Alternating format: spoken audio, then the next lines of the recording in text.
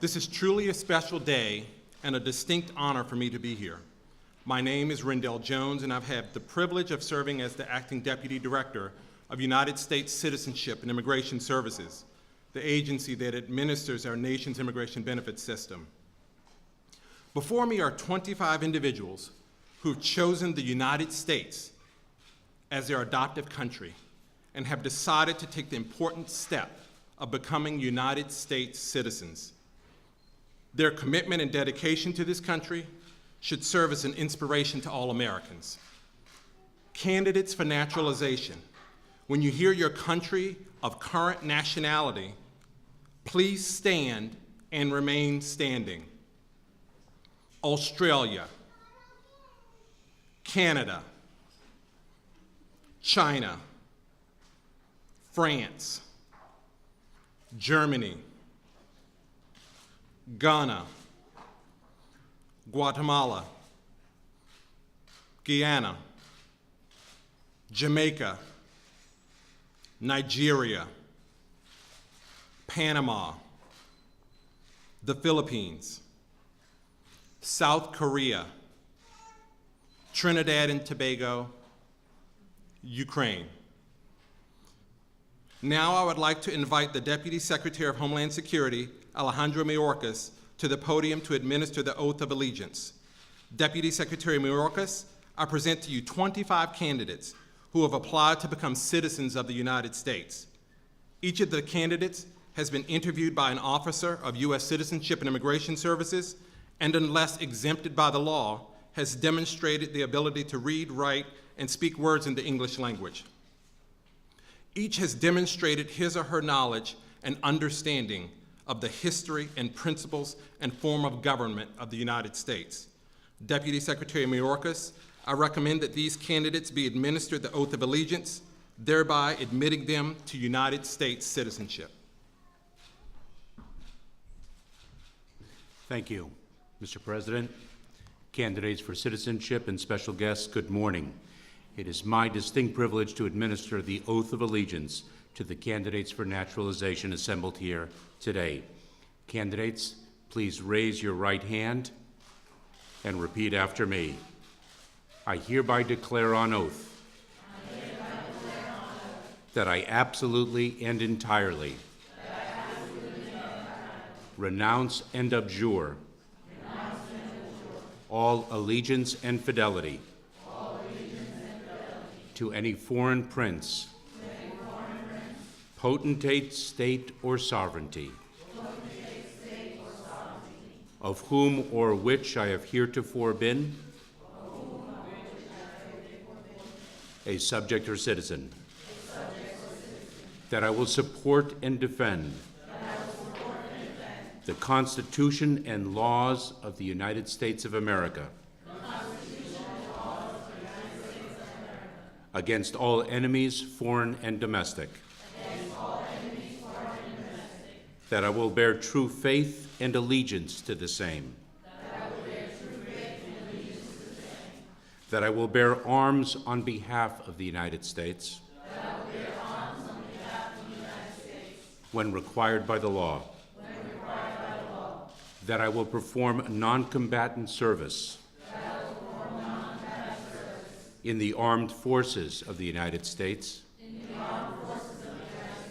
when required by the law, that I will perform work of national importance under civilian direction when required by the law, and that I take this obligation freely without any mental reservation or purpose of evasion. So help me God. Congratulations.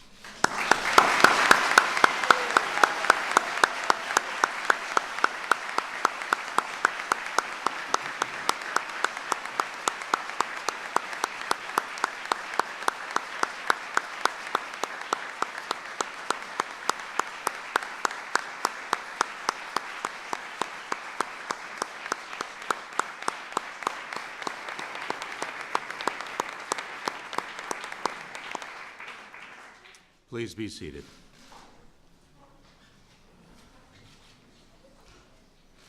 You are now United States citizens, citizens of a country that is defined by its principles of liberty, equality, and justice for all. These are principles that you, as current and former members of our armed forces and their spouses, have helped protect and defend even before becoming citizens of our great country. Your patriotism, service, and selflessness are remarkable, and we celebrate you today. My parents brought my sister and me to this country in 1960 as political refugees escaping the communist takeover of Cuba.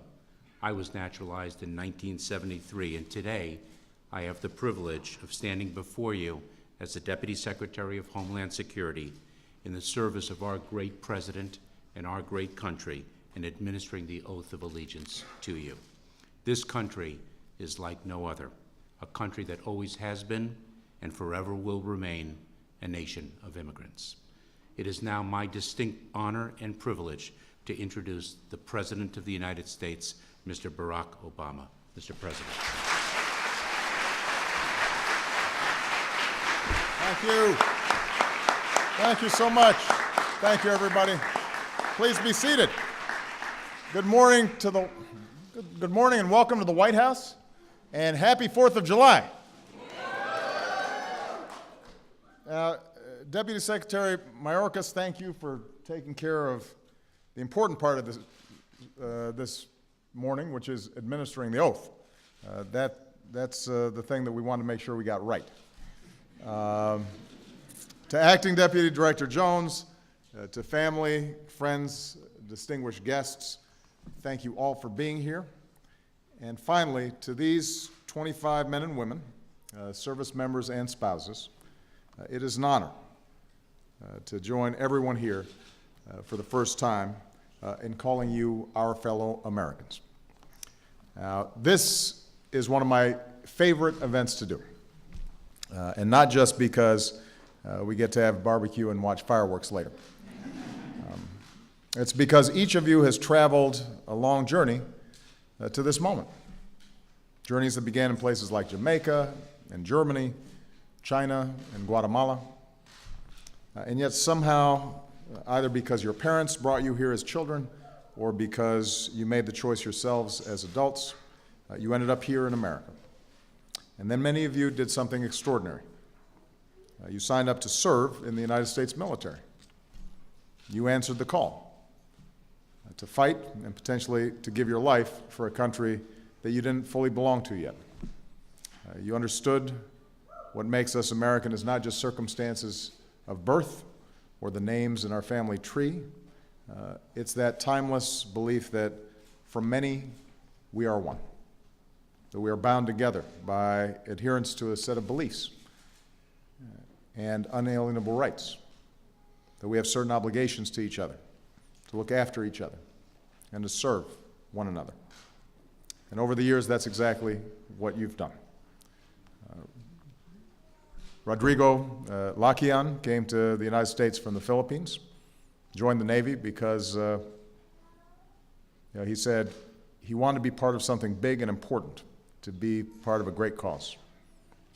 Today, Petty Officer, Second Class Lakian is still part of that great cause, and today he's also an American citizen. Stephanie Van Osdel moved here from Canada with her mom when she was 18 years old, and today she's 26 and a sergeant in the Army. Stephanie says she joined the military to give my children someone to look up to and someone they can be proud of. And Stephanie, I know that you've made your children and all of us very proud. Oscar Gonzalez was born in Guatemala and became a Marine last year. Becoming a citizen, he says, means becoming part of a society that strives and stands for good all around the world. Just being a part of that makes me complete.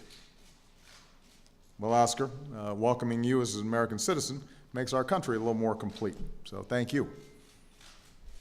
And then there are those of you who married an American service member, and as a military spouse, you've been serving our country as well. Dinah Baker's originally from Kenya, met her husband, Cowain, in Germany. Today she's a nurse at Frederick Memorial Hospital in Maryland, and she and her husband have 4 beautiful children. In Diana's words, Becoming a citizen of the United States is like joining a club of the best. And I agree. Congratulations, Diana, on joining the club. Together, all of you remind us that America is and always has been a nation of immigrants. Throughout our history, immigrants have come to our shores in wave after wave from every corner of the globe. Every one of us, unless we're Native American, has an ancestor who was born somewhere else. And even though we haven't always looked the same or spoken the same language, as Americans, we've done big things together. We've won this country's freedom together. We've built our greatest cities together. We've defended our way of life together. We've continued to perfect our union together. That's what makes America special. That's what makes us strong. The basic idea of welcoming immigrants to our shores is central to our way of life. It is in our DNA. We believe our diversity, our differences, when joined together by a common set of ideals, makes us stronger, makes us more creative, makes us different. From all these different strands, we make something new here in America. And that's why, if we want to keep attracting the best and the brightest from beyond our shores, we're going to have to fix our immigration system, which is broken, and pass common sense immigration reform. We shouldn't be making it harder for the best and the brightest to come here and create jobs here and grow our economy here. We should be making it easier. And that's why I'm going to keep doing. He agrees with me.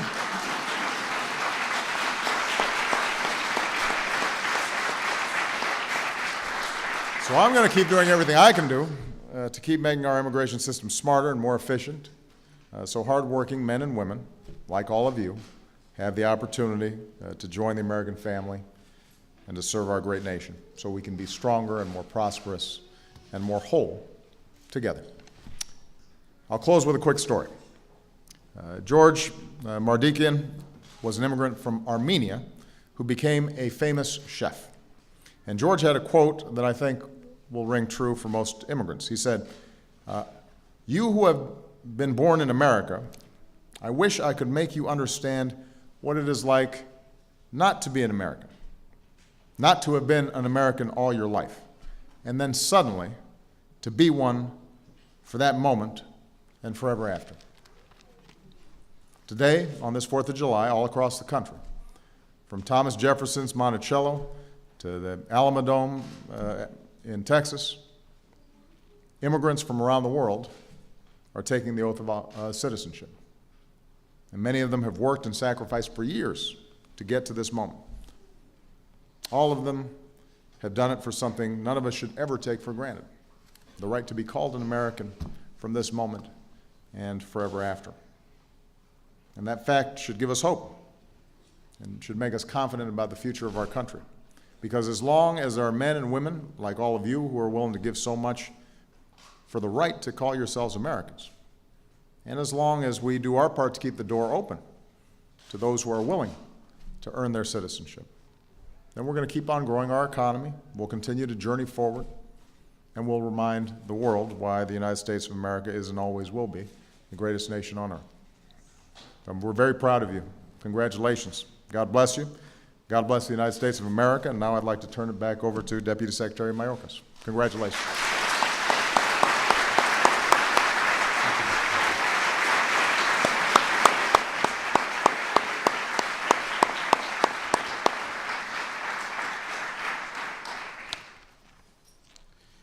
The United States has always benefited from the contributions of immigrants, from entrepreneurs, scientists, teachers, and cultural icons to members of the United States Armed Forces.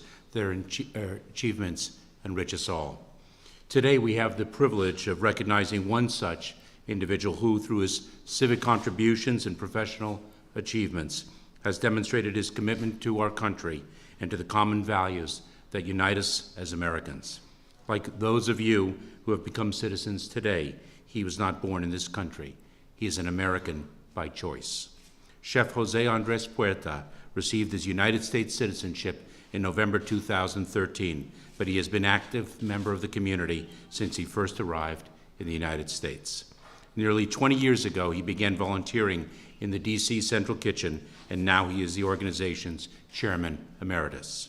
He serves as chair of the LA Kitchen in addition to his international philanthropic work through his own organization, the World Central Kitchen.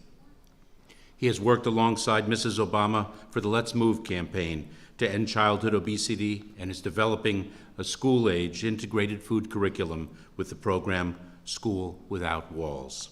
All of this while running restaurants across the country, including local restaurants Zaitinia, Aleo, Minibar, and American Eats Tavern. Chef Jose Andres has received dozens of awards for his culinary innovations, including the James Beard Award for Outstanding Chef, the highest honor for a chef. He was recently honored by Refugees International, recognized with the esteemed Hispanic Heritage Award, and in 2012, Time magazine named him one of the world's 100 most influential people. Chef Jose Andres Puerta, it is our honor to recognize you as an outstanding American by choice. Thank you for all that you have done and continue to do for our community and our nation. Congratulations.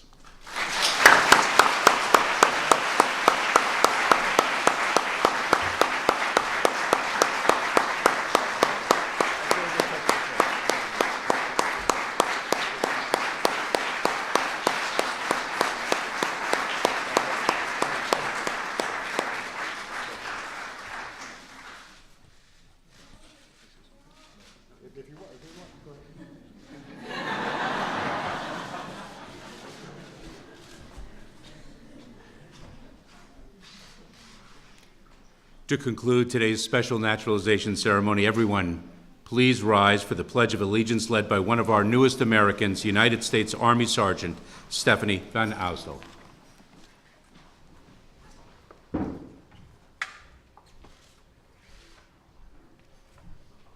I pledge allegiance to the flag of the United States of America and to the republic for which it stands, one nation, under God, with liberty and justice for all.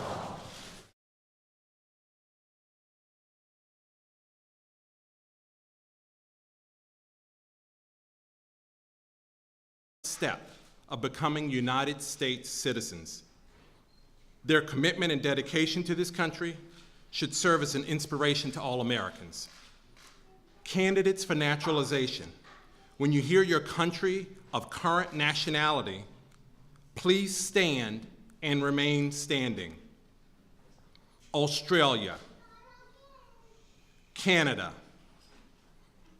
China, Trinidad and Tobago, Ukraine. Now I would like to invite the Deputy Secretary of Homeland Security, Alejandro Mayorkas, to the podium to administer the oath of allegiance. Deputy Secretary Mayorkas, I present to you 25 candidates who have applied to become citizens of the United States. Each of the candidates has been interviewed by an officer of U.S. Citizenship and Immigration Services, and unless this is truly a special day and a distinct honor for me to be here. My name is Rendell Jones, and I've had the privilege of serving as the Acting Deputy Director of United States Citizenship and Immigration Services, the agency that administers our nation's immigration benefits system. Before me are 25 individuals who've chosen the United States as their adoptive country and have decided to take the important China, France, Germany, Ghana, Guatemala, Guyana, Jamaica, Nigeria, Panama, the Philippines, South Korea. Trinidad, exempted by the law, has demonstrated the ability to read, write, and speak words in the English language. Each has demonstrated his or her knowledge and understanding of the history and principles and form of government of the United States. Deputy Secretary Mayorkas, I recommend that these candidates be administered the oath of allegiance, thereby admitting them to United States citizenship.